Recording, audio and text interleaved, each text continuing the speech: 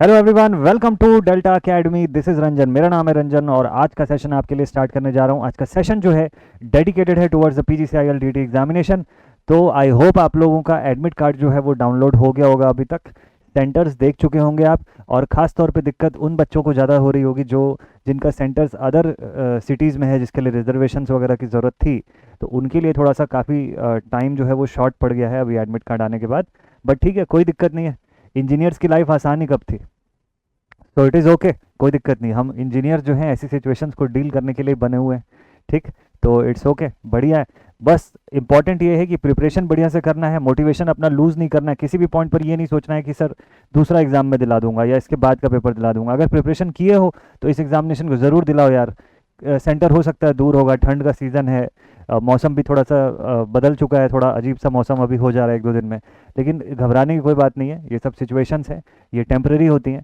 लेकिन आप जब अपनी जॉब पर पहुंच जाएंगे, अपनी जगह पर जब सेटल हो जाएंगे, तो फिर वहाँ से सारी चीज़ें जो है वो परमानेंट होती हैं और बढ़िया होंगी। तो बस मस्त से आप प्रिपरेशन करते रहिए। और हाँ, आज का जो सेशन है, इस पर क्वेश्चन सोल्यूशन दोनों इसी वीडियो के अंदर आपको मिलेगा। डेडिकेटेड है towards the PGCIL DT examination. तो इस एग्जामिनेशन की अगर आप प्रिपरेशन कर रहे हैं तो ये जो टॉपिक है आज का, that is tender and contract, इसके क्वेश्चंस जरूर से देख करके जाइए। फटाफट से स्पीड में इस वीडियो को प्ले कर लीजिएगा, 2x के आसपास की स्पीड पर इसको प्ले कर लीजिए और मस्त तरीके से आप पूरे के पूरे क्वेश्चंस को एक एक बार देखते चले जाइए। इस टॉपिक से थोड़े से अनसर्टन टाइप के क्वेश्चंस आते हैं, बट क्या हो कि अगर हम उसके ऑलमोस्ट सभी वैरायटी के क्वेश्चंस करके जाएं तो इसके अंदर से आपको सवाल जरूर से मिल जाएंगे एग्जामिनेशन में। चलिए, तो बिना देरी के शुरुआत करता हूं आज के सेशन का और लेकर के आते हैं फर्स्ट क्वेश्चन।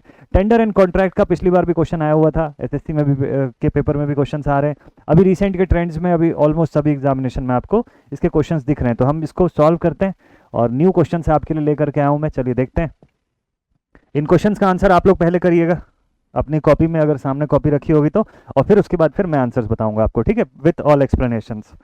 चलिए भाई, तो शुरू करते हैं। तो पहला क्वेश्चन आ गया, लिखा हुआ है इसमें कि what is the term used to describe a contract where both the parties exchange something of value and both parties incur a legal obligation.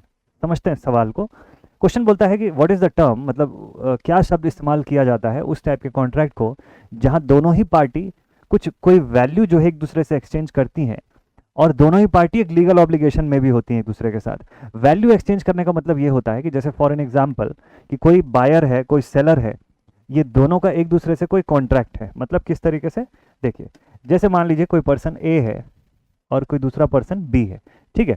तो ए ने बोला कि भाई मैं आपसे एक डील करता हूँ। इस डील के लिए, मतलब डील ये है कि सपोज कर लीजिए मैं आपको 500 रुपीज़ दूंगा, ठीक, और बदले में लेकिन मुझे भी कुछ चाहिए आपसे इस वर्क के हिसाब से। तो बी बोलेगा कि ठीक है, मैं आपको इसके बदले कोई सर्विस प्रोवाइड कर दूंगा, ठीक है। क्या सर्विस होगी, तो हो सकता है कि भाई मैं जो है इसके बदले आपको टैक्सी सर्विस प्रोवाइड कर दूंगा, टैक्सी सर्विस फॉर 2 days, ये प्रोवाइड कर दूंगा आपको, ठीक। तो ये क्या होता है, ये कॉन्ट्रैक्ट हो जाता है। जैसे कई बार क्या होता है, जैसे सपोज कर लो कि आप कभी देखे होंगे कि ट्रेन वगैरह में जो लोकल ट्रैवलिंग के लिए एमएसटी पासेस जो हैं वो बनते हैं, ठीक है। जिसमें कि अब जैसे कोई स्टूडेंट्स होते हैं तो वो अपना उनका जो कॉलेज जहाँ होता है वहाँ से उनका शहर जो होता है वो बहुत करीब के डिस्टेंस पे रहता है, तो वो रेगुलर आना जाना पड़ता है, उनको अप डाउन करना पड़ता है कई बार। तो लोग रेगुलर पासेस बनवा लेते हैं ताकि उनको डेली टिकट काउंटर पर जा करके टिकट्स ना बुक कराने पड़े। तो वहाँ पर क्या होता है कि वो लोग पैसे देते हैं और उसके बदले रेलवेज उनको सर्विस प्रोवाइड करती है, ठीक है। तो that is a legal contract. वो एक लीगल कॉन्ट्रैक्ट होता है, वो जेन्युइन रहता है, वो वैलिड रहता है। अगर उस कॉन्ट्रैक्ट के चलते हुए ड्यूरेशन के बीच में कोई उनको अगर मना कर दे ट्रेन पर चढ़ने से या कुछ और इस तरीके की चीज़ें हो, तो वो उसके अगेंस्ट क्लेम कर सकते हैं, because it is under the legal obligation, ठीक है। तो इसी की बात कर रहे हैं यहाँ पे। तो ये कौन सा कॉन्ट्रैक्ट हो गया, इस क्वेश्चन का राइट आंसर है, इस क्वेश्चन का राइट आंसर है bilateral contract. This is the correct answer. बाकी सारा भी बता देता हूं मैं आपको जल्दी से। देखिए, यूनिलैटरल कॉन्ट्रैक्ट जो होता है उसमें एक साइड का या एक ही पार्टी के पॉइंट ऑफ इंटरेस्ट को ध्यान में रखा जाता है और उसी के रिगार्डिंग पूरा कॉन्ट्रैक्ट बिल्टअप होता है। वॉइड कॉन्ट्रैक्ट जो होता है, नाम से ही समझ में आ रहा है कि इसके अंदर कोई लूप होल होगा जो वॉइड होगा, जिसको आगे जाके लीगली ऑब्लिगेट नहीं कर सकते आप। एग्जीक्यूटेड कॉन्ट्रैक्ट मतलब जो कॉन्ट्रैक्ट हो चुका है, बस उसकी वैलिडिटी तक हम उसको होल्ड करके रखे हुए हैं। जैसे एग्जीक्यूटेड कॉन्ट्रैक्ट मतलब किसी बिल्डर ने कोई बिल्डिंग क्रिएट की कर दी, बिल्डिंग बना दी और उसने 1 साल की गारंटी दे दी, तो अब वो बिल्डिंग तो बन चुकी है, कॉन्ट्रैक्ट कंप्लीट हो चुका है, आपने खरीद लिया उस बिल्डिंग को, और 1 साल की गारंटी बिल्डर ने अपनी तरफ से दी कि भाई इसमें अगर कुछ भी प्रॉब्लम आता है, कोई फॉल्ट आता है, तो विद इन अ ईयर मैं उसकी देखभाल करूंगा करके। ठीक है, तो वो एग्जीक्यूटेड फॉर्म में ये चीज़ हो सकता है। इसके और भी डिटेल्ड एग्जाम्पल्स हम लोग डिस्कस करेंगे आगे। ठीक है, तो इस क्वेश्चन का right answer option B. Next question पर मूव करते हैं। ज़रा ज़रा सा बस अंडरस्टैंडिंग लेकर के चलते जाएगा सभी वैरायटी के इन क्वेश्चंस का, तो आपको फिर क्लैरिटी बनी रहेगी। चलिए भाई, अब हम लोग आते हैं अपने नेक्स्ट क्वेश्चन पर। अगला सवाल लिखा हुआ है, what is the legal term for an offer that is made with the intention that once accepted it will become legally binding. उस ऑफर के लिए क्या लीगल टर्म होगा जिस पर इंटेंशन ये है कि एक बार अगर उसे एक्सेप्ट कर लिया जाए तो वो लीगली बाइंडिंग होगा, लेकिन जब तक एक्सेप्ट नहीं होगा लीगली बाइंडिंग नहीं होगा, लीगली अबाइडिंग नहीं होगा वो ऑफर। ऐसे ऑफर को या ऐसे जो प्रोसेस होते हैं उसके लिए टर्म जो है वो क्या यूज होता है, चलिए देखते हैं। पहला ऑफर बोलता है, पहला ऑप्शन बोलता है कि invitation to offer, second option is proposal, third option is invitation to treat, and last option is quasi contract. Last option जो है वो क्वासी कॉन्ट्रैक्ट है। इस क्वेश्चन का राइट आंसर क्या है? What is the legal term for an offer? एक ऐसा ऑफर, आपने किसी को कुछ चीज ऑफर किया, ठीक है, लेकिन जिस मोमेंट पे सामने वाला पर्सन उसको एक्सेप्ट कर लेता है वो वहां से चीजें लीगली बाइंडिंग हो जाती है, लीगली अबाइडिंग हो जाती है। ठीक, जैसे कि लीगली कैसे अबाइडिंग हो जाती है, इसका एग्जाम्पल क्या हो सकता है? सोचिए, आप ऑनलाइन शॉपिंग कर रहे हैं, ठीक है, आप ऑनलाइन शॉपिंग कर रहे हैं, आपको वहां से बहुत सारे प्रोडक्ट्स दिखाए जा रहे हैं, ठीक है, आपको बहुत सारे XYZ प्रोडक्ट्स दिखाए जा रहे हैं। अब यहां से सपोज कर लीजिए कि आप कोई एक प्रोडक्ट को पसंद कर लेते हैं, आप इसको ओके बोल देते हैं कि ठीक है इसको परचेज करूंगा मैं, और इस प्रोडक्ट के लिए हाँ करके आप अपने घर के एड्रेस पर मंगवाते हैं इस प्रोडक्ट को। तो जब आपने इसको मंगवा लिया तो अब क्या हो गया, जैसे ही आपने इसको रिसीव कर लिया, अब आपके और जो सेलर है, अगर सेलर ने वादा किया था कि इस पर मैं आपको 2 ईयर्स की वारंटी दूंगा या इस तरीके का कुछ लिखा हुआ था इस पर, तो जिस मोमेंट पर आप एक्सेप्ट कर लेते हैं उस ऑफर को, उसी मोमेंट से आपका कॉन्ट्रैक्ट जो है वो लीगली बाइंडिंग हो जाता है। तो अब अगर इसके अंदर कोई दिक्कत आती है और वो सेलर मना कर दे आपको रिप्लेस करने से, तो फिर आप लीगल टर्म्स पर आगे वर्क कर सकते हैं। ठीक है, बट जब तक ये एक्सेप्ट नहीं होता है तब तक आप उस पर क्लेम नहीं कर सकते हैं, ये ध्यान रखने वाली बात है। तो इसको क्या बोलते हैं? चलिए इसका आंसर आपको दिखाऊं मैं फोटो के फॉर्म में। ये क्या आ गया? अच्छा, दिस इज प्रपोजल। इस डायग्राम से, इस फोटो से मुझे लगता है कि इस फोटो से तो, और इन मैडम के एक्सप्रेशन से आपको समझ में आ गया होगा कि यहाँ पे बात किसकी हो रही है। यहाँ पर बात हो रही है प्रपोजल की। ठीक है, यहाँ पर हम प्रपोजल को डिस्कस कर रहे हैं कि भाई प्रपोजल मिला, अब एक्सेप्ट करने के ऊपर है कि चीज़ें लीगल होंगी या नहीं होंगी। ठीक है, वैसे इनका एक्सप्रेशन देख के लग रहा है कि एक्सेप्ट तो नहीं होगा। चलो नेक्स्ट अगले क्वेश्चन पर आते हैं। अगला सवाल, क्वेश्चन नंबर 3 लिखा हुआ है, what is the maximum number of persons required for the contract to become a valid joint promise under the Indian contracts Act. Indian contract के हिसाब से ज़्यादा कितने लोगों के बीच में एक जॉइंट प्रॉमिस फॉर्म हो सकता है? जॉइंट प्रॉमिस, ठीक है, कि आप अपने किसी दोस्त से वादा कर रहे हैं किसी चीज़ का, वो आपसे वादा कर रहे हैं किसी चीज़ का, 2 लोगों के बीच में हो गया, लेकिन हमको यहाँ पे मैक्सिमम पूछा है। देखिए, मैं अगर आपको मिनिमम पूछता तो मिनिमम में आप 2 बोल देते कि भाई प्रॉमिस किसके बीच में होता है, कम से कम 2 लोगों के बीच में तो होगा ना, आप किससे प्रॉमिस करेंगे? आप बोलेंगे सर मैं तो खुद से भी प्रॉमिस कर लेता हूँ करके। वो पूरा करते हैं क्या? चलिए ठीक है, वैसे नॉर्मली हम लोग जो दूसरों से प्रॉमिस करते हैं उसके लिए ये होता है कि एक ऑब्लिगेशन रहता है कि सामने वाला पर्सन याद दिला देगा आपको। ठीक है, खुद से प्रॉमिस करते हैं तो उसको तो तोड़ देते हैं कभी भी। तो आपको यहाँ पे पूछा मैक्सिमम नंबर, मिनिमम बोलता तो 2 तो लिखना ही पड़ता है हमको। ठीक है, अब मैक्सिमम बोला कि कितने लोगों के बीच में होने वाला प्रॉमिस जॉइंट प्रॉमिस कहलाएगा इंडियन कॉन्ट्रैक्ट एक्ट के आधार पे। ठीक, चलिए इसका आंसर मैं आपको दिखा दूं। यहाँ पर 2 लोगों के बीच में प्रॉमिस दिख रहा है, वैसे ये हाथ जो है ये शेर का दिख रहा है मुझे तो। ठीक है, तो ये तो 2 लोगों के बराबर है, एक ही। तो असलियत है इस क्वेश्चन का ये, this is the right answer, मतलब द राइट आंसर इज 3। 3 लोगों के बीच में होने वाला प्रॉमिस जो है, देखिए दिस इज फॉर मिनिमम, ये मिनिमम का केस है, इसको ध्यान रखिएगा। ठीक है, कि कम से कम जॉइंट प्रॉमिस फॉर्म होने के लिए कितने लोगों की रिक्वायरमेंट है? 2। और जॉइंट प्रॉमिस फॉर्म होने के लिए मैक्सिमम जो है वो कितने हो सकते हैं? 3 लोगों के बीच में जॉइंट प्रॉमिस फॉर्म हो सकता है। ठीक है, चलिए हाथ मिलाने का बड़ा ही खतरनाक तरीका। अगले क्वेश्चन पर चलते हैं हम लोग। चलिए, तो अब आ गया हमारा नेक्स्ट क्वेश्चन, और इसमें लिखा हुआ है which section of Indian contracts act deals with the performance of reciprocal promises. तो भाई ये क्वेश्चन बड़ा ही मस्त सा सवाल है। सबसे पहले तो आपको ये समझना पड़ेगा कि इसमें जो वर्ड है रेसिप्रोकल प्रोमिसेस, उसका मतलब क्या है। तो रेसिप्रोकल प्रॉमिस का मतलब ये होता है कि दो लोग जब एक दूसरे से कोई वादा करते हैं, कोई प्रॉमिस करते हैं, तो दोनों ही म्यूचुअली अग्री करते हैं उस प्रॉमिस के प्रति। ठीक है, कि आपने अपने दोस्त से वादा किया कि भैया मैं तेरी गाड़ी जो है वो ले करके जाऊंगा और उसमें 100 रुपये का पेट्रोल डला करके लेके आऊंगा, और वादा रहा कि 100 का पेट्रोल जो है वो रहेगा, तुम चेक कर लेना। और आपके दोस्त ने आपसे प्रॉमिस किया कि तू जैसे ही 100 रुपये का पेट्रोल डलवा करके मेरी बाइक मुझे वापस ला के देगा, मैं तुरंत उसी समय तुझे बाहर ले जा करके चाउमीन खिलाने ले करके जाऊंगा।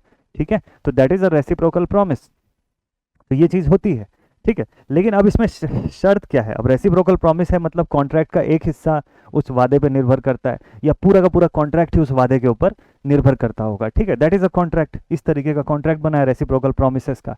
लेकिन इंडियन कॉन्ट्रैक्ट एक्ट इस पर क्या डील करता है, इसकी परफॉर्मेंस पे क्या बोलता है, ये कौन से लॉ में आपको मिलेगा। तो इसका राइट आंसर पहले बताता हूं, फिर क्या बोलता है वो भी बताऊंगा आपको। देखिए, इस क्वेश्चन का राइट आंसर है सेक्शन 56 में इंडियन कॉन्ट्रैक्ट एक्ट जो है वो इस चीज के बारे में बात करता है डिटेल में। अब क्या बात करता है वो सुनिए ध्यान से।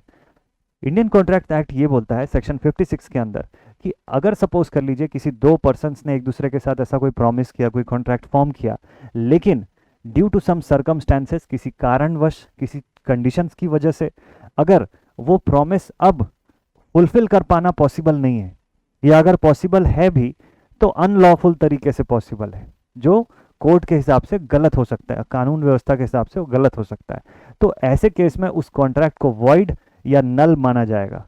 ठीक है, ये बोलता है। जैसे कि सर इसका एग्जाम्पल, ठीक है, इसका एग्जाम्पल चलिए मैं आपको बताता हूँ। इसका एग्जाम्पल ये है कि सपोज कर लीजिए कि अब मैं यही जो आपको एग्जाम्पल दे रहा था कि एक पर्सन ने अपने दोस्त को बोला कि भाई मैं तेरी बाइक लेके जाऊंगा, 100 रुपीज़ का पेट्रोल डलवाऊंगा, ठीक है, और वापस ला के दूंगा। जो दूसरा बंदा है उसने बोला कि ठीक है तू वापस लेकर के आएगा और मैं तुम्हें चाउमीन खिलाने लेकर के जाऊंगा आज उसी समय, तुरंत के तुरंत। ठीक, अब क्या होगा कि अब जो पर्सन ए है जो बाइक लेकर के गया, सपोज कर लीजिए किसी कंडीशन से वो बाइक वहाँ से चोरी हो जाती है, या बाइक चोरी हो गई, या किसी कंडीशन, चलो ये थोड़ा सा बुरा एग्जाम्पल हो जाएगा, सब डर जाएंगे, कोई किसी को बाइक नहीं देगा फिर इस एग्जाम्पल के बाद। तो इम्पॉर्टेंट है कि हम लोग इसमें इस कंडीशन में ये मानते हैं कि सपोज कर लो उसी समय गवर्नमेंट ने एक दिन के लिए पेट्रोल पर बैन लगा दिया, कर्फ्यू लग गया उस जगह पर, पेट्रोल स्टेशन जो हैं वो पूरे बंद हो गए, नहीं मिलेंगे। तो अब इस कंडीशन में दो चीज़ें हो सकती है, या तो पर्सन ए जो है बाइक में बिना पेट्रोल डलाए वापस आ जाए और इस पर्सन को उसकी बाइक हैंड ओवर कर दे, बोले कि भाई कर्फ्यू लग गया था, मैं कुछ नहीं कर सकता था, ठीक है, पेट्रोल स्टेशन सब बंद हो गए थे। दूसरा कंडीशन ये है कि वो अनलॉफुल तरीके से किसी पेट्रोल स्टेशन वाले से सेटिंग करके और उससे पेट्रोल ले करके आके उसमें डाले और इनको ला के वापस दे दे, लेकिन वो फिर कौन सा तरीका है, दैट इज अनलॉफुल मेथड, जो कॉन्ट्रैक्ट के हिसाब से ब्रीच हो जाएगा, जो कॉन्ट्रैक्ट के हिसाब से इनवैलिड कंसिडर किया जाएगा। ठीक है, तो ये दो तरीके होते हैं। तो ऐसे कंडीशन में पर्सन बी जो है वो फोर्स नहीं कर सकता है पर्सन ए को कि भाई आपने बोला था पेट्रोल डलाने को, आप डलाओ, आप फोर्स नहीं कर सकते इस कंडीशन के लिए। ठीक है, तो this is mentioned in section number 56।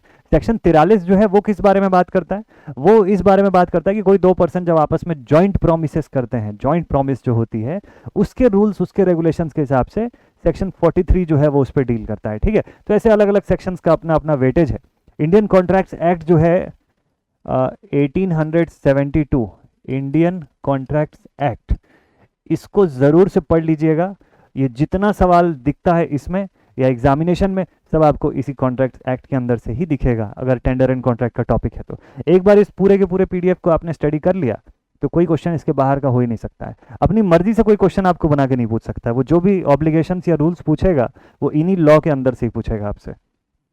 चलिए नेक्स्ट क्वेश्चन पर आते हैं। अब अगला सवाल, ये भाई साहब उड़ गए लग रहा है, देखें तो क्या हो रहा है इस क्वेश्चन के अंदर। चलिए देखते हैं, नेक्स्ट क्वेश्चन पे आते हैं हम लोग। ठीक है, अगला सवाल जो है वो हमारा क्वेश्चन नंबर 5 है। लिखा हुआ है under the Indian contract act what happens when a party to a contract fails to perform its obligations without a valid excuse. बिना वैलिड एक्सक्यूज दिए कोई पार्टी अपना ऑब्लिगेशन जो है परफॉर्म करने में फेल हो जाती है। ठीक है, तो इंडियन कॉन्ट्रैक्ट के हिसाब से, इंडियन कॉन्ट्रैक्ट एक्ट के हिसाब से क्या हो सकता है। जैसे सपोज कर लो, जैसे अगर सपोज कर लीजिए इसी एग्जाम्पल में यहाँ जो हो रहा है, इसी घटना से आपको मैं बता दूं कि मान लीजिए ये जो पर्सन है जो ज़मीन में जो खड़े थे, ये सपोज कर लीजिए कि इस पैराग्लाइडिंग टीम के कप्तान रहे होंगे, ठीक है, ऐसा मान लेते हैं थोड़ी देर के लिए, इन्हीं की कंपनी जो पैराग्लाइडिंग करवा रही है, और ये कोई नया नया बंदा है, ये वाला बंदा जो उड़ जाएगा थोड़ी देर में। तो ये पर्सन इनके पास गया, बोले हमको पैराग्लाइडिंग करवा दो। ये दोनों के बीच में कॉन्ट्रैक्ट साइन हुआ कि ठीक है, आप मुझे 5,000 रुपये दो और मैं आपको बढ़िया से आसमान में सैर करवाऊंगा, ठीक। अब ये भाई साहब अचानक से हवा तेज चली और ये भाई साहब टेक ऑफ कर गए यहाँ से, ठीक है। तो इस कंडीशन में क्या हुआ, कॉन्ट्रैक्ट का ऑब्लिगेशन जो है वो फुलफिल नहीं हुआ। कैसे फुलफिल नहीं हुआ? What happens when a party to a contract fails to perform its obligations without a valid excuse. अब यहाँ तो चलो वैलिड एक्सक्यूज बोला जा सकता है कि हवा अचानक से तेज चलने लगी भाई साहब, इसलिए आप उड़ गए। लेकिन मान लो कोई दूसरा कारण होगा, तो इनके पास कोई एक्सक्यूज नहीं था कि आप तो बोले थे कि भाई हम 10,000 रुपये 5,000 रुपये लेंगे और अच्छे से हवा की सैर करवाएंगे, ये तो कहाँ पहुँचा दिए आप, है ना। ऐसा जब होगा तो ये जो पर्सन ये जो उड़ गया जो पर्सन, ये क्या कर सकता है ऐसे केस में, इसके पास क्या राइट है? चलिए, तो इसके लिए आंसर आपको बताना है। पहला ऑप्शन बोलता है द कॉन्ट्रैक्ट बिकम्स वॉइड, अब कॉन्ट्रैक्ट वॉइड हो जाएगा। दूसरा ऑप्शन बोलता है the innocent party can terminate the contract, innocent party जो है वो कॉन्ट्रैक्ट को टर्मिनेट कर सकती है। दूसरा option, both the parties are excused from the performance, दोनों पार्टीज को परफॉर्मेंस से ऑब्लिगेट किया जा सकता है। और last option, the contract is enforced through, contract अब एनफोर्स किया जाएगा इनके ऊपर through legal process of what ever.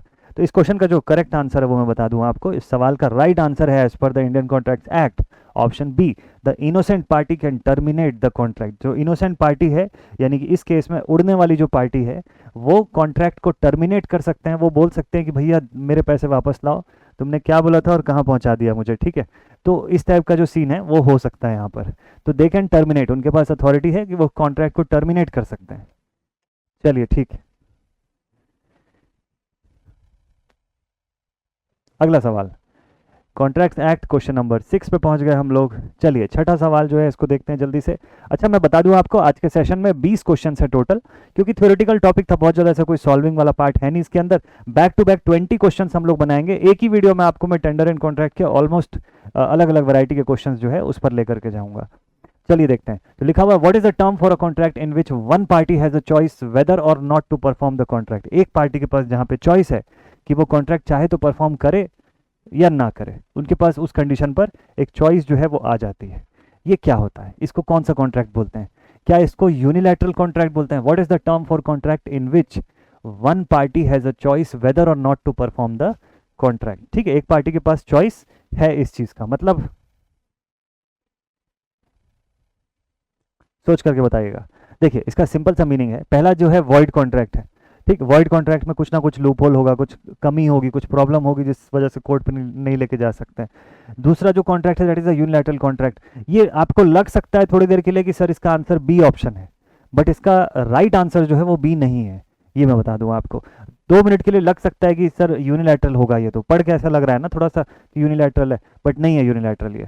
This is not a unilateral contract. Unilateral contract का भी मैं आपको एग्जांपल बताऊंगा, ग्रेजुअली बस उसको मोटा मोटा इतना समझिए कि यूनिलैटरल कॉन्ट्रैक्ट एक ऐसा कॉन्ट्रैक्ट होता है जिसमें एक ही पार्टी की बेनिफिट्स को ध्यान में रख के उस कॉन्ट्रैक्ट को फॉर्म किया जाएगा। ठीक है, इसके एग्जाम्पल्स बताऊंगा मैं आपको, बट फिलहाल इस क्वेश्चन का जो करेक्ट आंसर है दैट इज कंटिजेंट कॉन्ट्रैक्ट। इस क्वेश्चन का राइट आंसर है option C, contingent contract. Contingency का जो कंडीशन होता है, स्पेशल कोई सिचुएशन हो गई, कोई ऐसी कंडीशंस आ गई जो अनएक्सपेक्टेड थी, है ना, कोई अनएक्सपेक्टेड सिचुएशन आ गई कि आपने सपोज कर लो एक क्रूज शिप वाले को पैसे दिए, उसने आपको बोला कि मैं 15 दिन आपको मलेशिया सिंगापुर का टूर करवाऊंगा, ठीक, और उसने बोला कि चलो आज 27 नवंबर से आपका टूर शुरू होगा।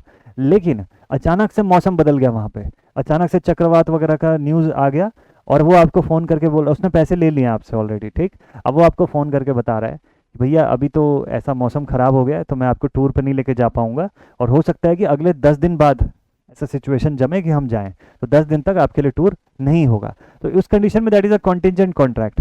तो क्या होगा कि जब वो कॉन्ट्रैक्ट साइन होगा ना, जब वो कॉन्ट्रैक्ट साइन होगा तो उसमें पार्टी ए आप रहेंगे, पार्टी बी वो रहेगा, ठीक, और कॉन्ट्रैक्ट के अंदर लिखा हुआ रहेगा, आपका पार्ट भी लिखा रहेगा, उसका पार्ट भी लिखा रहेगा। ठीक है, इसमें लिखा रहेगा कि मैं इनसे 1,00,000 रुपए ले रहा हूँ, ठीक है, और इसके बदले मैं इनको 15 दिन का टूर करवाने वाला हूँ। ये टूर 27 नवंबर 2023 से शुरू होने जा रहा है। ये सब कुछ लिखा रहेगा, लेकिन साथ में एक और चीज़ लिखी रहेगी, क्या कि this is subject to all conditions being favourable, weather being favourable, ship की कंडीशन और जो वर्किंग पर्सन है उनकी कंडीशंस बीइंग फेवरेबल, ऐसा करके बहुत सारे टर्म्स एंड कंडीशंस लिखे होंगे। तो बात यह है कि इसमें से कोई भी कंडीशन अगर बिगड़ती है तो ये टूर के प्लान में बदलाव हो सकता है, और इस बात पे आपका सिग्नेचर भी रहेगा ऊपर। तो इसीलिए ये चीज़ है यहाँ पे, that is a contingent contract. वहाँ कंटिजेंसी बेस्ड कंडीशंस लिखी रहेगी कि भाई अगर सिचुएशंस बिगड़ गई तो हम इस प्लान को पोस्टपोन कर सकते हैं, आप लीगली कोर्ट पे जाके उनके ऊपर केस नहीं कर सकते हो, ये इंपॉर्टेंट है। ठीक है, तो this is a contingent contract. चलिए, इसका मीनिंग क्लियर। 7वें सवाल के ऊपर चलते हैं, एग्जाम्पल से याद रखिएगा, आपको याद रहेगा। यहाँ कुछ पैसों का लेन देन हो रहा है लगता है। लिखा हुआ in the context of tenders what does the earnest money refer to. ये अर्नेस्ट मनी जो है, ओहो, इन भाई साहब से अर्नेस्ट मनी कोई छीनने की कोशिश कर रहा लगता है। बात क्या है यहाँ पे, लिखा हुआ in the context of tenders what does the earnest money refers to. Tenders के रिस्पेक्ट में अर्नेस्ट मनी का मतलब क्या होता है? अर्नेस्ट मनी बेसिकली किसको रेफर करता है? पहला ऑप्शन बोलता है payment of the complete project. Complete project का पेमेंट जो होता है वो बनने के बाद और पूरा जो उनका रिव्यू होता है उसके बाद ही होता है, उससे पहले इसकी बात ही नहीं होती है। दूसरा ऑप्शन है deposit to show the serious intent. Earnest money क्या होता है? जब टेंडर का फॉर्म भरा जाता है तो उसके साथ अर्नेस्ट मनी जो है वो लिया जाता है लोगों से। जितने टेंडरर्स होते हैं जो फॉर्म भर रहे होते हैं, जो टेंडर फिलअप कर रहे होते हैं, उन सबको अर्नेस्ट मनी देना पड़ता है। फिर जब जिस दिन टेंडर ओपन होता है उस दिन देखा जाता है कि किसको टेंडर मिल रहा है, किसने सबसे लोएस्ट बिड किया। जो सबसे लोएस्ट बिडर होता है उसको सबसे पहले प्रायोरिटी पे टेंडर मिलता है। मान लीजिए उसको छोड़ के किसी और को देना है टेंडर, तो जो अथॉरिटी होगा वो मेंशन करेगा कारण कि नहीं, इस वजह से मैंने अदर देन लोएस्ट वाले को ये टेंडर दिया है। ठीक है, तो उनको वो कारण मेंशन करना पड़ेगा, बट ये पॉसिबल है कि नॉट द लोएस्ट वाले को भी टेंडर मिल सकता है। अर्नेस्ट मनी का क्या होता है? तो अर्नेस्ट मनी भाई साहब इस चीज़ के लिए होता है कि कोई भी ऐसे ही आके टेंडर ना फिलअप कर दे, एक सीरियसनेस रहे, एक कन्फर्मिटी रहे कि अगर आपको टेंडर दिया जा रहा है तो आप आगे इस पे काम करेंगे। ऐसा ना हो कि आप सिर्फ जो है माहौल ख़राब करने के लिए, आप सिर्फ कंपटीशन को और बढ़ाने के लिए आपने फॉर्म फिलअप कर दिया, आपका इंटरेस्ट नहीं है कुछ बनाने में इसमें। तो that is the important thing. तो सीरियस इंटेंट है कि नहीं है किसी पर्सन का, वो देखने के लिए। अब वो पैसे लगाया रहेगा तो उसका सीरियस इंटेंट रहेगा ऑब्वियसली।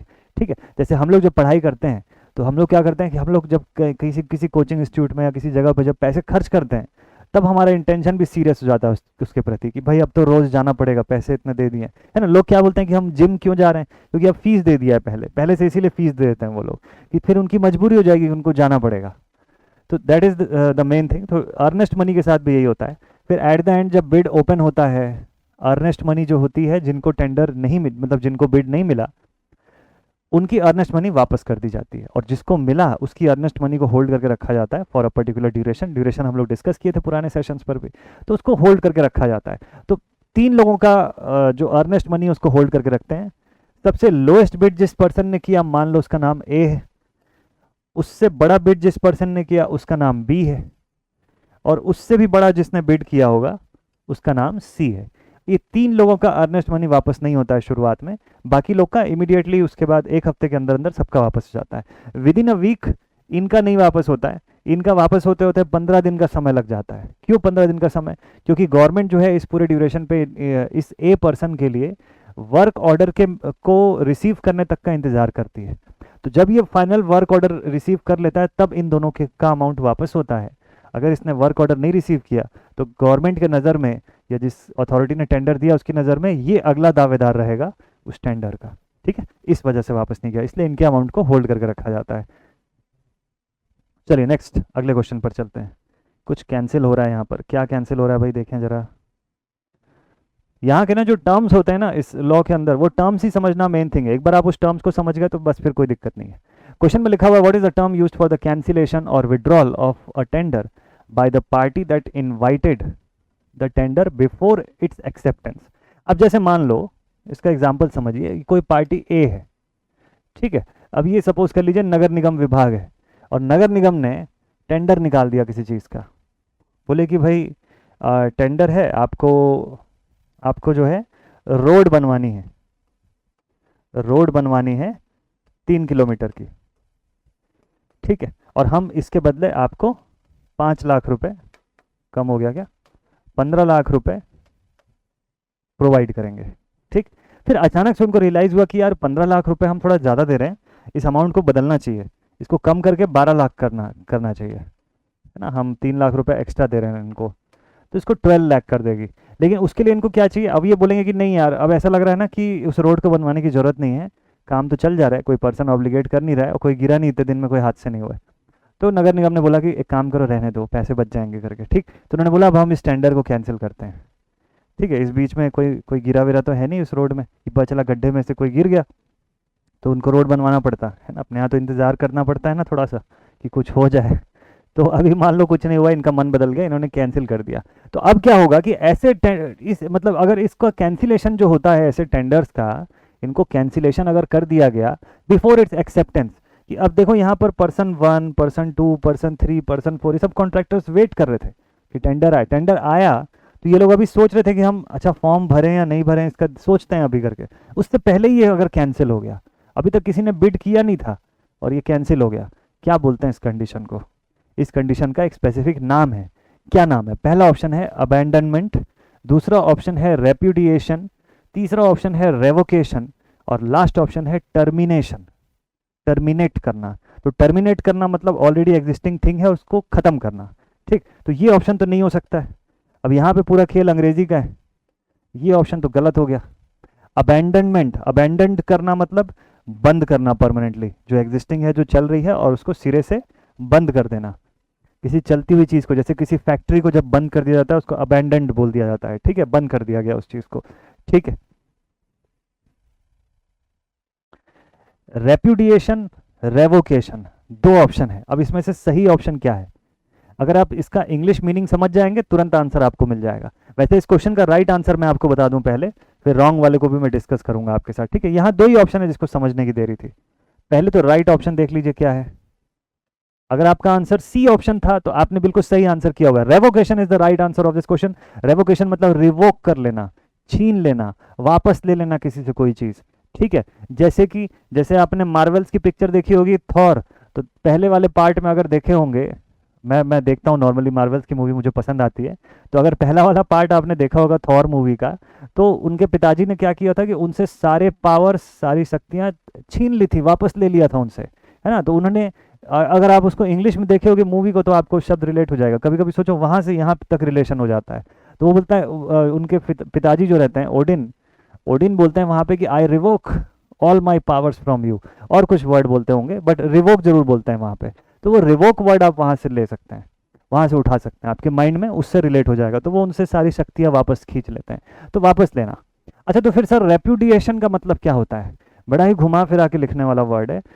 आसान वर्ड्स में आपको मैं बताऊं तो रेप्यूडिएशन का मतलब होता है ब्रीच ऑफ कॉन्ट्रैक्ट, मतलब ऑनगोइंग कॉन्ट्रैक्ट में ब्रीच करना, किसी भी तरीके से सेंध लगाना या किसी तरीके से उसको विफल कर देना, खराब कर देना या उसको ब्रीच कर देना, ठीक है।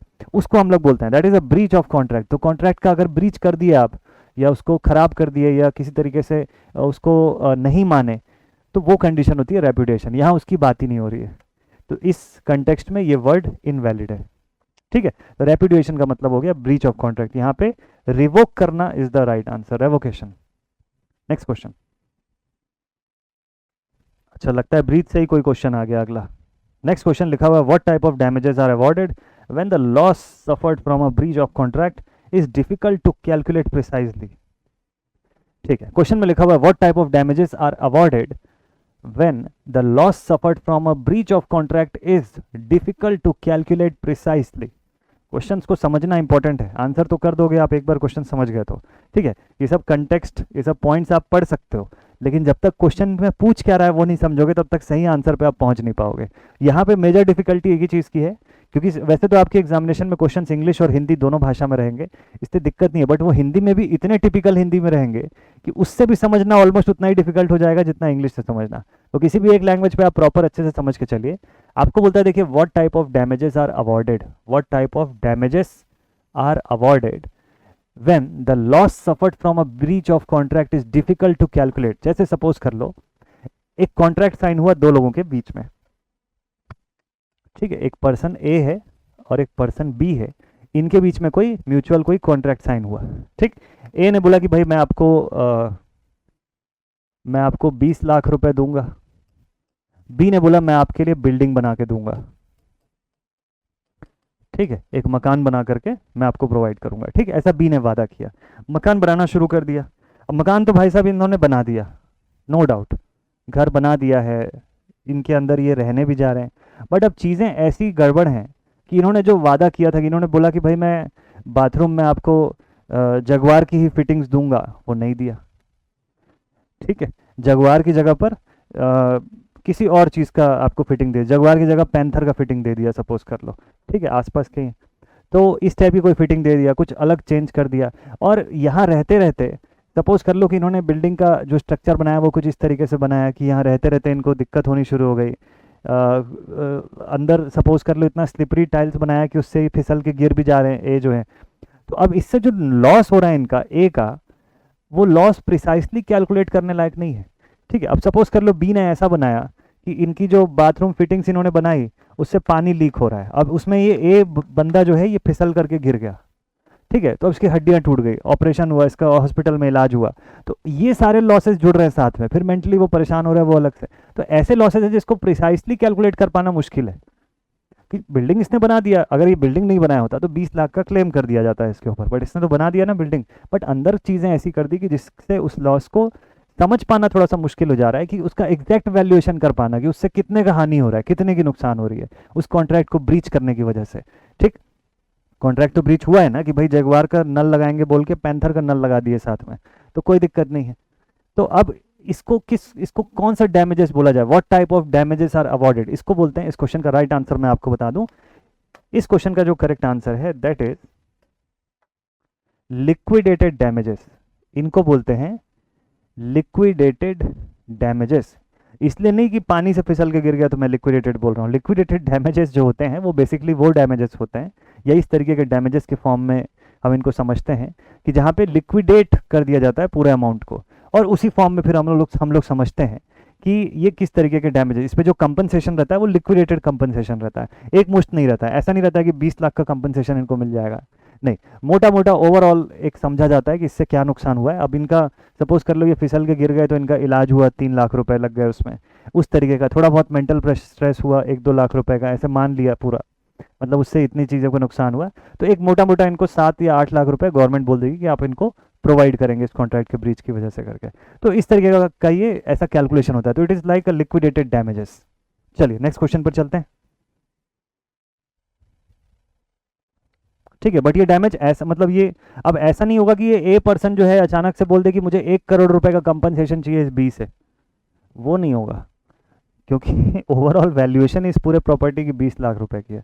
तो जो जो लिक्विडेटेड डैमेज होगा उसमें उसमें चीज़ों का एस्टिमेशन होगा, एस्टिमेशन किया जाएगा, हवा में बातें नहीं होंगी। ऐसा नहीं होगा कि आप इनसे 2 करोड़ 1 करोड़ रुपए मांग लिए कि भाई मुझे 2 करोड़ रुपए दो, मैं सीढ़ी से गिर गया। ठीक है, चलिए नेक्स्ट अगले क्वेश्चन पर आते हैं। लिखा हुआ है what type of contract is created when a party accepts the terms of an offer exactly as they are presented.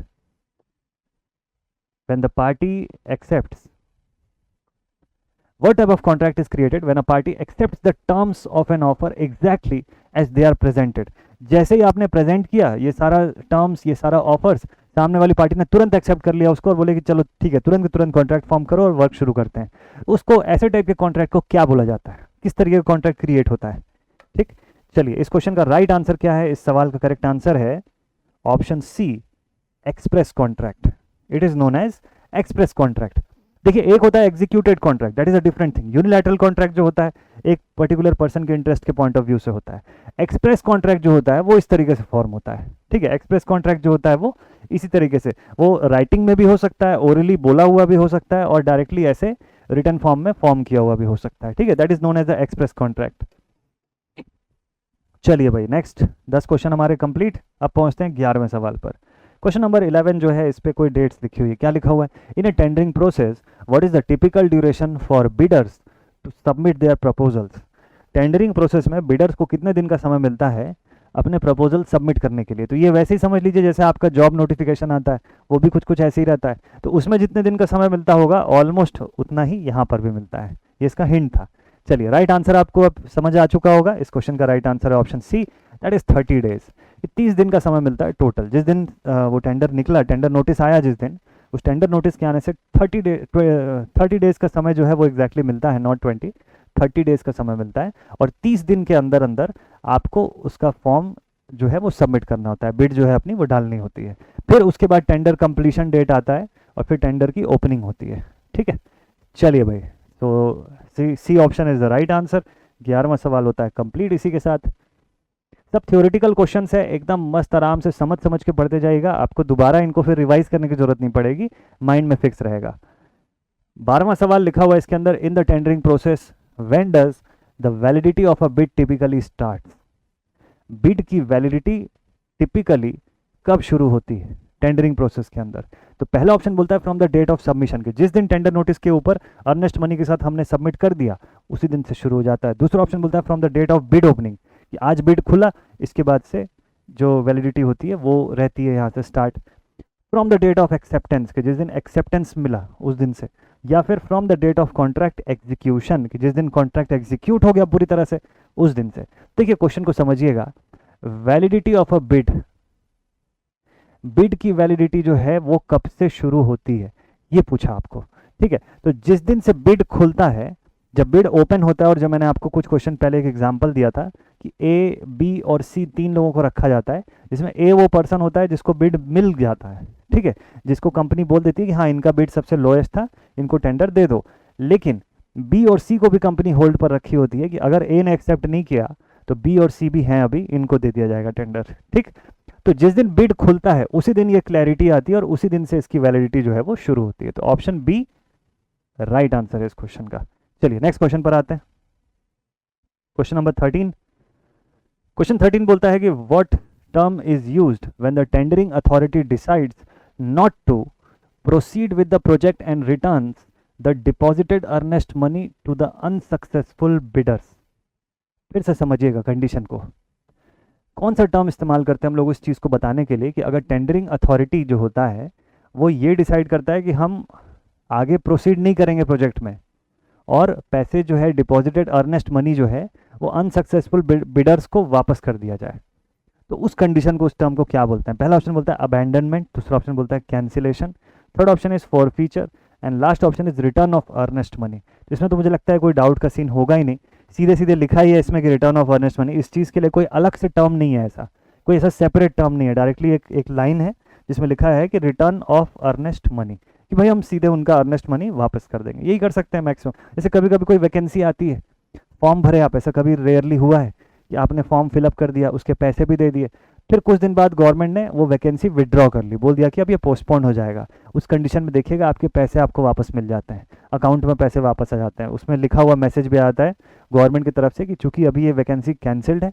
तो फ्यूचर में जब आएगी तब आएगी, अभी आपके पैसे वापस किए जा रहे हैं फॉर्म भरने के। तो ये कुछ ऐसे ही होता है यहाँ पर भी। चलिए नेक्स्ट, अगला क्वेश्चन जो है इस पर आ गए हम लोग। अब ये जो सवाल दिख रहा है आपको ये लेबर एक्ट से है, ठीक है, Indian labour and contracts act, contract नहीं सॉरी, इंडियन लेबर एक्ट जो है वहाँ से, एंड फैक्ट्रीज एक्ट जो है वहाँ से, ये दो टाइप की जगह से आप क्वेश्चन दिखेंगे आपको। चलिए शुरू करते हैं। लिखा हुआ है under the Indian labour laws what is the maximum number of hours for of work for an adult employee in a factory without overtime. Indian contract act जो है अभी तक उसके ऊपर आपने क्वेश्चन देखा। अब Indian labours act and Indian factories act के ऊपर बेस्ड ये जो सवाल है आपसे पूछता है कि किसी भी एक एडल्ट पर्सन के लिए कितना मैक्सिमम नंबर ऑफ आवर्स जो है वो अलाउड है, वो अलाउड है बिना ओवर टाइम किए, बिना ओवर टाइम किए, ठीक है। Maximum number of hours of work for an adult employee in a factory without overtime. और जो आंसर्स आपको दिया हुआ है वो वीक के हिसाब से दिया है, इस बात को ध्यान में रखिएगा। यही सवाल आपको डेज के हिसाब से भी पूछ सकता है कि एक दिन में कितने घंटे काम करना अलाउड है, और दूसरा आपको हफ्ते के हिसाब से भी पूछ सकता है, मंथ के हिसाब से भी पूछ सकता है। तो यहाँ पर जो है वीक का डेटा पूछ दिया है आपको, ठीक है। तो इसके हिसाब से आंसर बताइएगा कि क्या आंसर है। सभी ने अपना आंसर बता दिया क्या? सबने आंसर सोच लिया माइंड में? ठीक है, अब मैं बता दूं जल्दी से, क्योंकि लाइव सेशन नहीं है तो ऑब्वियसली आप सोच लिए होंगे जल्दी से। सेक्शन, मैं सेक्शन भी आपको लिखवा देता हूं साथ साथ में, ताकि आपको ध्यान रहे कौन से सेक्शन में इसके बारे में बताया गया है। सेक्शन 51 और सेक्शन नंबर 54, ये दो सेक्शंस जो है इन्हीं चीज़ के ऊपर डील करते हैं, वर्किंग आवर्स पे डील करते हैं। ये बताते हैं कि एडल्ट पर्सन किसी फैक्ट्री में अगर काम कर रहा है तो उसके लिए वर्किंग आवर्स डे वाइज भी बताया जाता है कि कितना होता है, आवर्स में बताया जाता है कितने होते हैं, और ऐसे पर वीक वाइज भी बताते हैं कि कितना होना चाहिए। ठीक है, तो अगर आपसे क्वेश्चन में पूछता कि डे वाइज पर डे कितने होने चाहिए, तो पर डे का भी मैं आंसर बता देता हूँ। ये ब्रांच क्वेश्चन है, ये इसके अंदर नहीं पूछा, बट एडिशनल सवाल के फॉर्म में बताता हूँ। तो पर डे 9 आवर्स जो है, ये इसके अंदर लिखा हुआ है कि भाई पर डे किसी भी एडल्ट पर्सन को 9 आवर्स काम करवाया जा सकता है, बशर्ते कि हर 5 घंटे में उसको ब्रेक दिया जाए। हर 5 घंटे में उसको 30 मिनट्स का ब्रेक दिया जाना चाहिए। इन एवरी 5 आवर्स आप उसको 30 मिनट का ब्रेक प्रोवाइड करो। तो क्या होता है कि इसीलिए ऐसे कंडीशन पे पूरे दिन भर में 30 मिनट का ब्रेक खाली मिलता है, क्योंकि 9 घंटे का तो काम करवा रहा है आपसे। वो 10 घंटे इसलिए नहीं करवा रहे क्योंकि जैसे 10th आवर होगा उसको फिर से 30 मिनट्स का ब्रेक देना पड़ जाएगा, तो 10th आवर तक पहुंचती नहीं है बात। ये एक 5 घंटे का स्लॉट और अगले 5 घंटे के स्लॉट के पूरे होने से पहले ही आपका वर्किंग टाइम कंप्लीट हो जाता है, तो इसलिए एक 30 मिनट का मिनिमम ब्रेक जो है आपको मिल जाता है उसके अंदर। ये इस लॉ के अंदर का पार्ट है। अब इसके अलावा अगर आप इसको हफ्ते से कैलकुलेट करना चाहो तो कितना हो जाता है, इसी को वीक से कैलकुलेट करो तो कितना हो जाता है। इस क्वेश्चन का राइट आंसर है ऑप्शन बी। इस क्वेश्चन का राइट आंसर है ऑप्शन बी। अब आप इसको 9 से मल्टीप्लाई करके कैलकुलेट करने की कोशिश करेंगे तो शायद 48 ना दिखे आपको, लेकिन 48 आवर्स पर वीक भी इसी लॉ के अंदर मेंशन्ड है कि पूरे हफ्ते भर काम। लेकिन ये ध्यान रखिएगा, ये ओवर टाइम को छोड़ के है ना ये data, this data is without over time. अभी ओवर टाइम के ऊपर भी एक क्वेश्चन है, तो ओवर टाइम को नहीं काउंट किया जा रहा है, सिर्फ स्पेसिफिक वर्किंग आवर्स की बात कर रहे हैं कि इतना कंपलसरी वर्किंग आवर्स रखना हो तो कितना रखा जाए। तो 48 आवर्स पर वीक जो है, इसीलिए अभी आप नया कंसेप्ट सुन रहे होंगे, कई जगह पे ये सब भी बातें होती है कि पूरे हफ्ते में चलो 4 डेज का वर्किंग कर देते हैं और 4 डेज 12 आवर्स की वर्किंग कर देते हैं, 2 ब्रेक प्रोवाइड करेंगे एम्प्लॉयज़ को और 4 दिन काम लो, 3 दिन छुट्टी, 3 दिन पर्सन रिलैक्स रहेगा।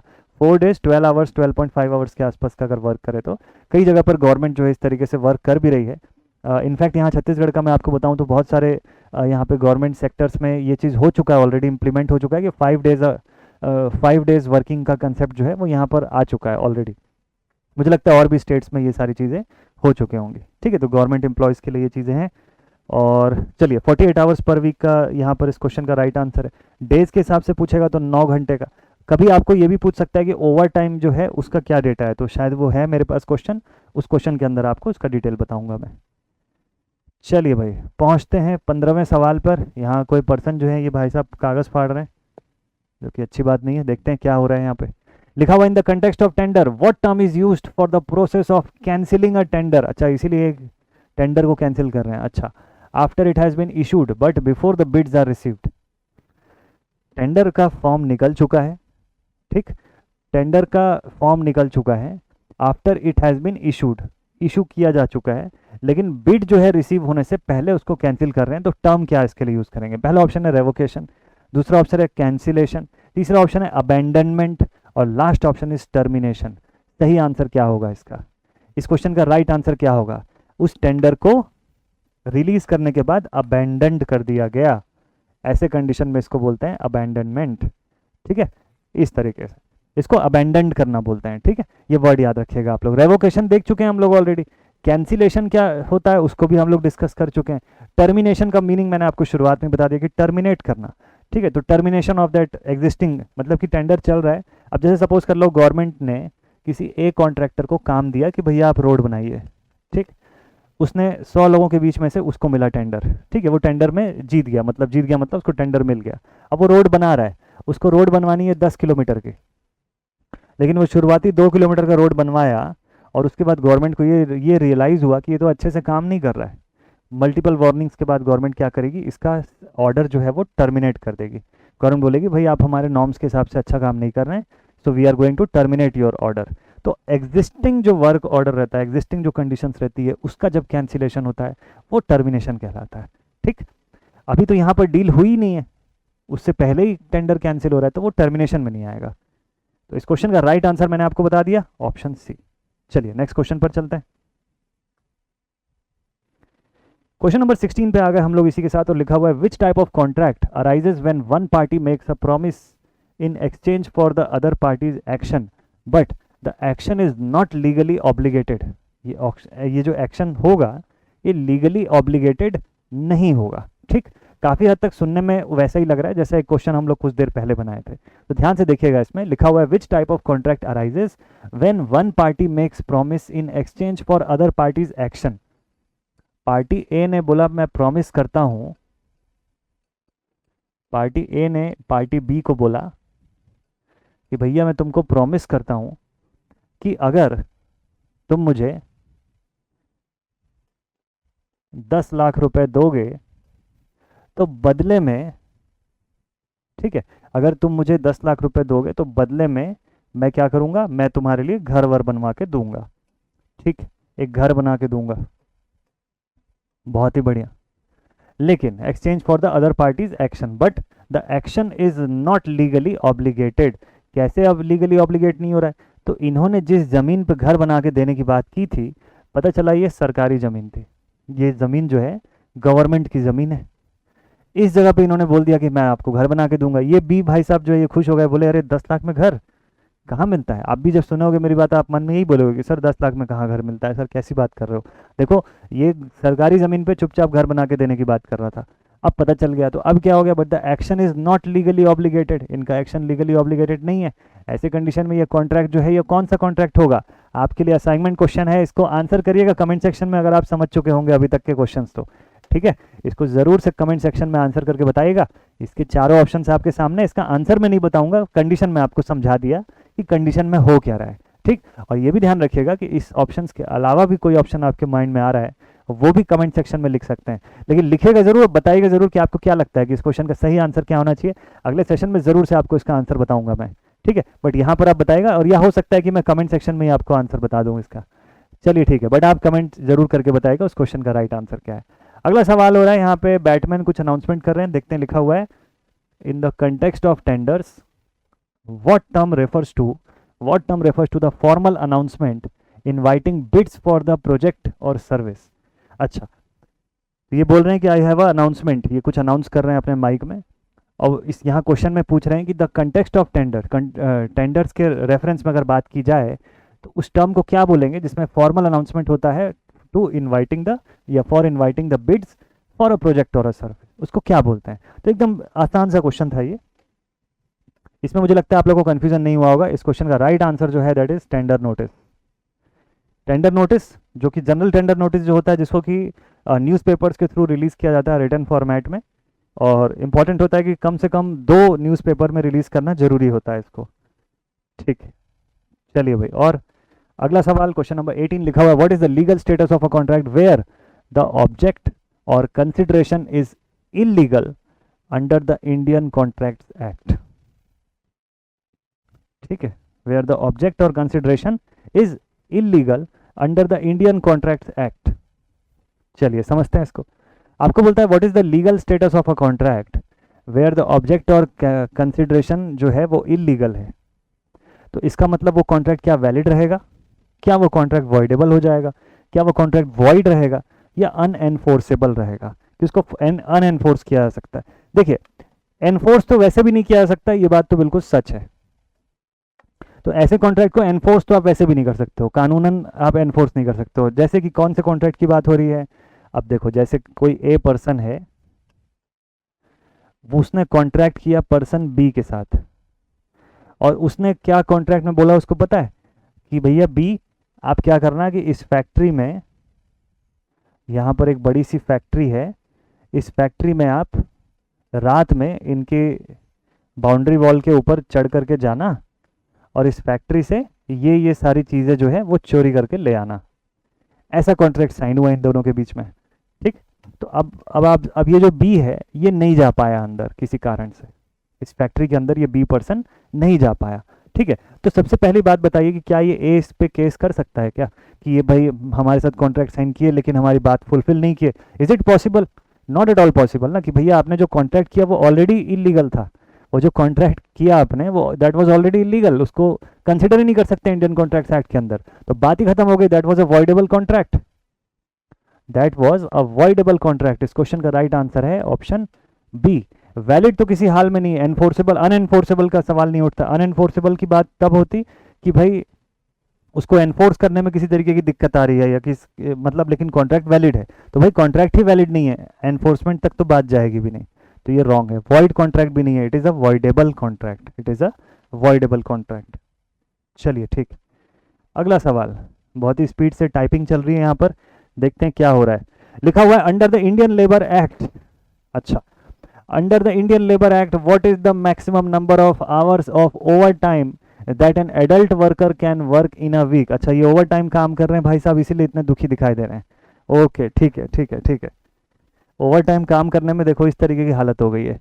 तो बोलता है कि इंडियन कॉन्ट्रैक्ट्स या इंडियन लेबर एक्ट के हिसाब से maximum number of hours of over time कोई एडल्ट वर्कर पूरे हफ्ते में कितनी देर कर सकता है, मैक्सिमम कितना अलाउड है।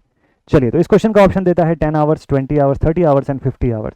तो ये other than your specific working time था, ठीक है, कि आपको जितना अलाउड आवर्स था कि भाई हफ्ते में आप 48 घंटे काम कर सकते हैं as per our Indian labour act, उसी एक्ट के आगे का हिस्सा है ये, जहां पे आपको बोलता है कि अब ओवर टाइम की बात करते हैं कि ओवर टाइम कितना अलाउड है। तो भाई ओवर टाइम आप ज्यादा से ज्यादा 20 घंटे का ओवर टाइम कर सकते हैं।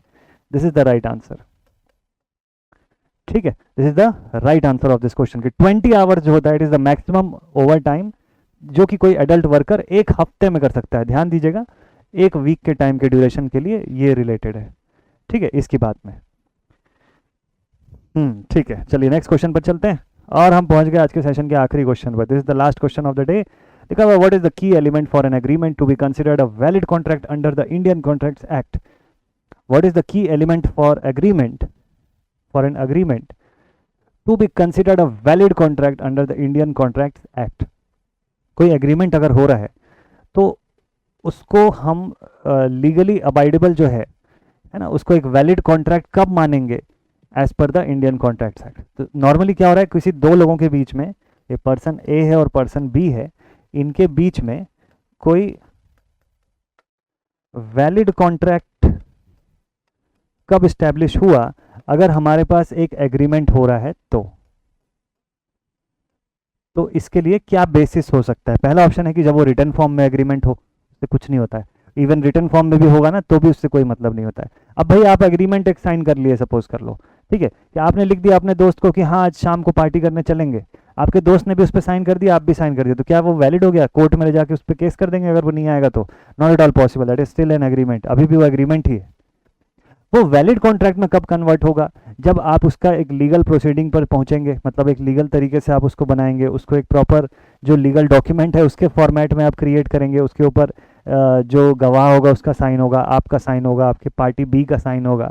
ये सारी चीज़ें होने के बाद जाके, और दूसरी सबसे इंपॉर्टेंट थिंग, ये तो बाद की बात है, फिर भी सबसे इंपॉर्टेंट थिंग कि क्या आपका दोस्त उस बात पे एग्री किया है, या सिर्फ आप ही उसको बोल दिए कि भैया शाम को पार्टी पे आना है और ये बात फिक्स है कि तुमको पार्टी देना है करके, ठीक है, और ये मेरे तरफ से कॉन्ट्रैक्ट बन गया। ऐसा नहीं होता है, उस पर्सन को भी एग्री करना चाहिए आपकी बात पे, तब जाके वो लीगल बनता है, तब जाके वो चीज़ वैलिड होती है। तो भाई लॉफुल कंसिडरेशन बाद की बात है, रिटर्न फॉर्म बाद की बात है, सबसे इंपॉर्टेंट तो है कि ऑफर, और उस ऑफर का एक्सेप्टेंस हुआ है कि नहीं हुआ है। पता चला पूरी दुनिया खुश हो गई कि हाँ भाई कॉन्ट्रैक्ट हो गया, सब चीज़ चल रहा है, वो सामने वाला पर्सन एग्री नहीं किया अभी तक, उसने साइन ही नहीं किया है, तो बात ही खत्म हो गई वहां पर, अप्रूवल ऑफ द कोर्ट। चलिए भाई, तो इसी के साथ हमारे 20 क्वेश्चंस आज के टेंडर एंड कॉन्ट्रैक्ट्स के होते हैं कंप्लीट। पीजीसीआईएल के एस्पिरेंट जो हैं, आप सभी के लिए इंपॉर्टेंट थिंग है कि अभी आने वाले कुछ दिन आपके लिए डेडिकेटेड सेशंस आते रहेंगे, तो ध्यान से मस्त तरीके से देखिएगा। अभी अगला जो सेशन है उसमें कौन से सब्जेक्ट का क्वेश्चंस रहेगा वो जानने के लिए कल का सेशन जरूर से देखिए, 7:30 PM को हम लोग मिलेंगे। और मीनवाइल अपना रिवीजन पार्ट, अपने नोट्स का पार्ट जो है वो अच्छे से आप दोहराते रहिए, रिवाइज करते रहिए, ऐसे बेसिक्स और ये सारे एडिशनल डेटा वाली जो क्वेश्चंस होती हैं वो आपके लिए अगले आने वाले कुछ दिन तक लेकर के मैं आता रहूँगा। तो आज का सेशन यहीं पर एंड अप करते हैं, मिलते हैं आप सभी से नेक्स्ट वीडियो में। Take care and once again thank you so much for attending this video. Thank you so much all my dear student. जय हिंद।